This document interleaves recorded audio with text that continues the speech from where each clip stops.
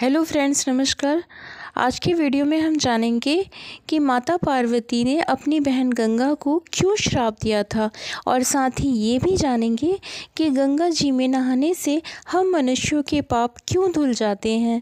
एक बार शिव जी पर देवी गंगा मोहित हो गई, जिसके बाद उन्होंने शिव जी के समक्ष विवाह प्रस्ताव रखा।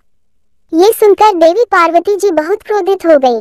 गंगा अपने विवाह प्रस्ताव पर अटल थी। ये देख माता पार्वती का क्रोध बढ़ता गया। इस विवाह प्रस्ताव से क्रुद्ध पार्वती ने देवी गंगा को शाप दे दिया। देवाधिदेव महादेव को जगतपति भी कहा जाता है, क्योंकि उनका विवाह इस संसार की शक्ति माँ पार्वती से हुआ था। मान्यता है, शिव और शक्ति के संयोजन से ही यह प्रकृति चलती है। वे दोनों एक दूसरे के अर्धांग हैं और एक दूसरे के बिना अपूर्ण भी हैं। जहाँ एक तरफ शिव अनादि के सृजन करता है, वही शक्ति प्रकृति का मूल स्वरूप। माता पार्वती हिमावन राज की पुत्री है, जिसके अनुसार उन्हें शैलपुत्री भी कहा जाता है। वही सनातन धर्म के अनुयायी ये भी मानते हैं कि देवी गंगा का अवतरण भी हिमालय से हुआ, जिस अनुसार वे पार्वती जी की बहन लगती हैं। एक कथा के अनुसार इन दोनों बहनों में शिव जी को लेकर इतना विवाद बढ़ गया था कि बात संभाले नहीं संभल रही थी। आइए जानते हैं माता पार्वती और गंगा जी के विवाद की वह रोचक कथा। शिव शक्ति की झांकी। एक बार शिव जी अपने परम निवास कैलाश पर्वत पर ध्यानस्थ बैठे थे। साथ ही में माता पार्वती भी ध्यान में मग्न थी। शिव और शक्ति का ये सुंदर स्वरूप एक साथ बहुत सुंदर लग रहा था। एक तरफ जहाँ महादेव और महादेवी ध्यान मग्न थे, वहीं शिव जी के परम भक्त नंदी जी अपने प्रभु और माता की शोभा को निहार रहे थे। दोनों का ये सुंदर स्वरूप देख खुद ही नंदी जी के नेत्रों से आंसू बहने लगे। अपने भक्त की आंखों से बहते अश्रुओं का भान जैसे ही महादेव को हुआ, उन्होंने अपने नेत्र खोले। महादेव के समक्ष साक्षात थी गंगा। महादेव ने जैसे ही भक्त चिंता में नेत्र खोले, उन्होंने देखा सामने ही हाथ जोड़े गंगा खड़ी थी। गंगा को देख महादेव हैरान होते हुए बोले, देवी गंगे, आप। महादेव के वचन सुन गंगा बोली, हे आदि पुरुष, आपके रूप को देखकर मैं आप पर मोहित हो गई हूँ। कृपा कर मुझे पत्नी रूप में स्वीकार करें। पार्वती का कोप। जैसे ही ये स्वर माता पार्वती के कानों में पड़े, वो हैरान हो गई। गंगा की ये बात सुनकर उनके नेत्र लाल हो गए और क्रोधवश वे बोल पड़ी, देवी गंगा, सीमा न लांघिए। मत भूलिए महादेव हमारे पति हैं। ये सुनकर ठिठोली करते हुए गंगा बोली, अरे बहन, क्या फर्क पड़ता है। वैसे भी भले ही तुम महादेव की पत्नी हो, फिर भी देवाधिदेव महादेव शीश पर तो मुझे ही धारण करते हैं। जहाँ कहीं महादेव के साथ तुम नहीं जा सकती, मैं तो वहाँ भी पहुँच ही जाती हूँ।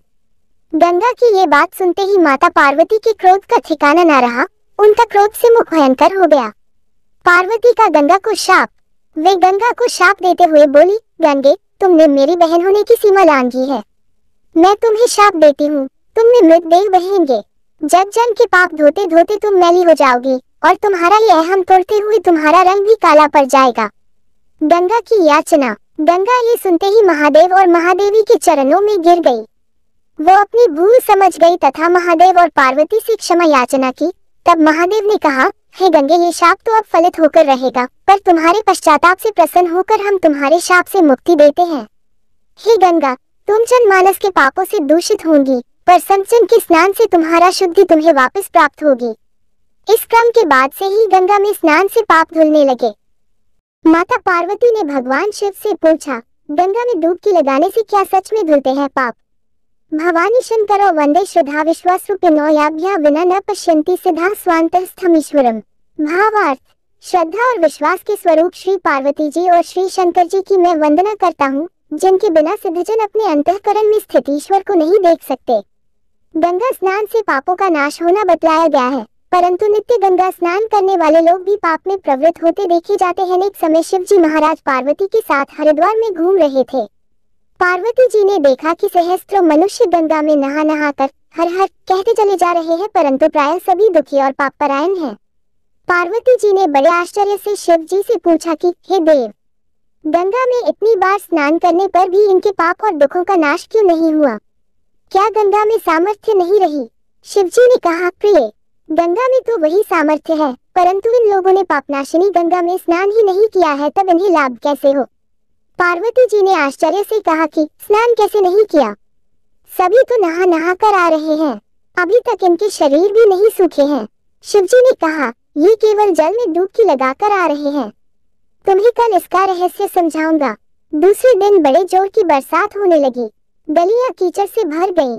एक चौड़े रास्ते में एक गहरा गड्ढा था, चारों ओर लपटीला कीचड़ भर रहा था। शिवजी ने लीला से ही वृद्ध रूप धारण कर लिया और दीन विवश की तरह गड्ढे में जाकर ऐसे पड़ गए जैसे कोई मनुष्य चलता चलता गड्ढे में गिर पड़ा हो और निकलने की चेष्टा करने पर भी न निकल पा रहा हो। पार्वती जी को उन्होंने ये समझाकर गड्ढे के पास बैठा दिया कि देखो, तुम लोगों को सुना सुनाकर यूं पुकारती रहो कि मेरे वृद्ध पति अकस्मात गड्ढे में गिर पड़े हैं, कोई पुण्यात्मा इन्हें निकालकर इनके प्राण बचाए और मुझ असहाय की सहायता करे। शिवजी ने यह और समझा दिया कि जब कोई गड्ढे में से मुझे निकालने को तैयार हो तब इतना और कह देना कि भाई, मेरे पति सर्वथा निष्पाप हैं, इन्हें वही छुए जो स्वयं निष्पाप हो। यदि आप निष्पाप हैं तो इनके हाथ लगाए, नहीं तो हाथ लगाते ही आप भस्म हो जाएंगे। पार्वती जी तथास्तु कहकर गड्ढे के किनारे बैठ गई और आने जाने वालों को सुना सुनाकर शिवजी की सिखाई हुई बात कहने लगी। गंगा में नहाकर लोगों के दल के दल आ रहे हैं। सुंदर युवती को यूं बैठी देखकर कईयों के मन में पाप आया। कई लोग लज्जा से डरे तो कईयों को कुछ धर्म का भय हुआ, कई कानून से डरे।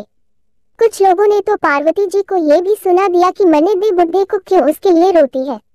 आगे और कुछ दयालु सच्चरित्र पुरुष थे, उन्होंने करुणावश हो युवती के पति को निकालना चाहा, परंतु पार्वती के वचन सुनकर वे भी रुक गए। उन्होंने सोचा कि हम गंगा में नहाकर आए हैं तो क्या हुआ, पापी तो है ही, कहीं होम करते हाथ न जल जाएं। बूढ़े को निकालने जाकर स्त्री के कथनानुसार हम स्वयं भस्म न हो जाएं। किसी का साहस नहीं हुआ। सैकड़ों आए, सैकड़ों ने पूछा और चले गए। संध्या हो चली। शिवजी ने कहा, पार्वती देखा, आया कोई गंगा में नहाने वाला। थोड़ी देर बाद एक जवान हाथ में लोटा लिए हर हर करता हुआ निकला। पार्वती ने उसे भी वही बात कही। युवक का हृदय करुणा से भर आया। उसने शिवजी को निकालने की तैयारी की। पार्वती ने रोककर कहा कि भाई, यदि तुम सर्वथा निष्पाप नहीं होगे तो मेरे पति को छूते ही जल जाओगे। उसने उसी समय बिना किसी संकोच के दृढ़ निश्चय के साथ पार्वती से कहा कि माता, मेरे निष्पाप होने में तुझे संदेह क्यों होता है? देखती नहीं मैं अभी गंगा नहाकर आया हूँ। भला गंगा में गोता लगाने के बाद भी कभी पाप रहते हैं? तेरे पति को निकालता हूँ। युवक ने लपककर बूढ़े को ऊपर उठा लिया।